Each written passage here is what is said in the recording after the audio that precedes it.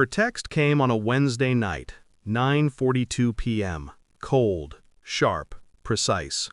Your mother is toxic. Blocked her number. She's dead to me now.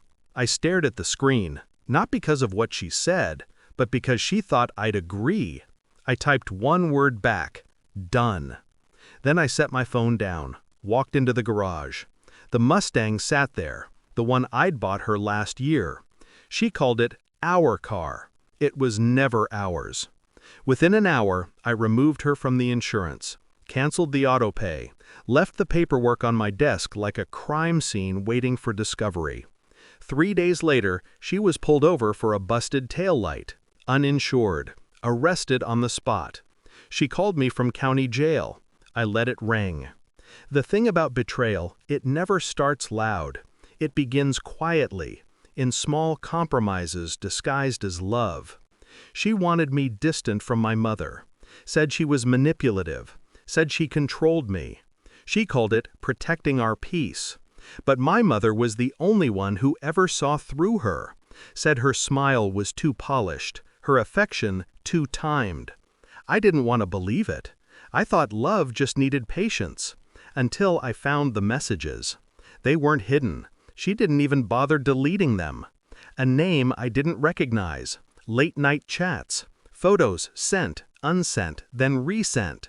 Flirty, careless words that made my chest tighten with a slow, steady ache. I didn't rage, didn't confront, didn't scream. I just scrolled. Her entire double life laid out in text bubbles. He called her sunshine. She called him therapy. The irony didn't escape me.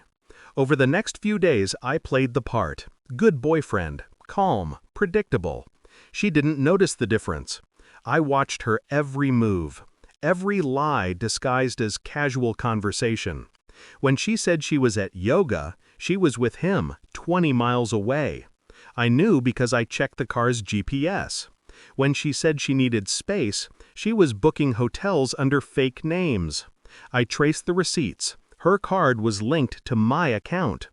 Every piece of evidence came quietly, neatly, like dominoes falling one after another. I learned something then.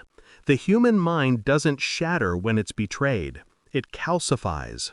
It sharpens. It becomes precise. So I started building my response, not out of anger, but design. I didn't want to ruin her life. I wanted her to realize she'd already done it herself. I asked her to dinner that Sunday, the same place we went for our first anniversary. She smiled across the table, pretending nothing was off. Halfway through her drink, I slid my phone across the table, opened to her chat thread with him. She froze. No sound, just the slow, hollow collapse of her composure.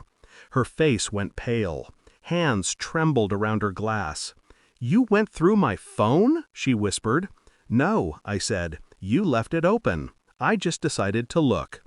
She stammered something about emotional connection, confusion, closure, the usual choreography of liars. I didn't interrupt. I let her perform the apology she rehearsed in her head 100 times. Then I said, calmly, "You texted me to block my mother. She told me you'd do that." Her eyes widened, a flicker of fear, small but unmistakable. She realized she'd never really known me. She thought I was easy to manage, predictable. That was her mistake. The arrest came 2 days later. Her call was frantic, muffled by panic. "They're saying I drove uninsured. I'm in a cell. Can you fix this?" I almost laughed. Instead, I said, "You told me to block toxic people. I'm just doing what you asked." She screamed something I didn't catch before the line went dead.